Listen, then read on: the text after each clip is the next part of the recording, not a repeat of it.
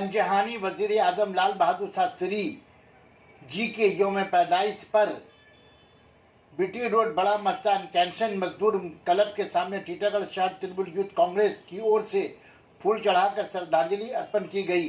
इस मौके पर वार्ड नंबर 21 के काउंसलर सुरेश प्रसाद जी, यूथ तृणमूल कांग्रेस सदर उमेश वर्मा, काउंसलर शमा परवीन, काउंसलर हरिराम चौधरी जी और रवि डालिया, विकास यादव के अलावा तृणमूल यूथ कर्मी भी उपस्थित रहे।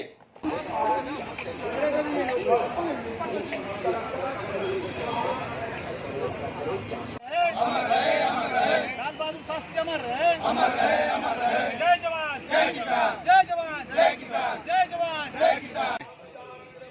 लाल बहादुर शास्त्री का जन्मदिन है।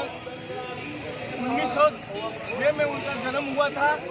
आज उसके लिए हमारा यूथ के प्रेसिडेंट साहब और 1 नंबर का हरी मास्टर, 14 नंबर के शमा परवीन जी, हम लोग सब कोई मिलकर पूरे काउंसिलर म्यूनसिपल की तरफ से हम लोग लाल बहादुर शास्त्री का जन्मदिन के लिए उनको माला अर्पण किए हैं और आज हम लोग उनको याद किए हैं।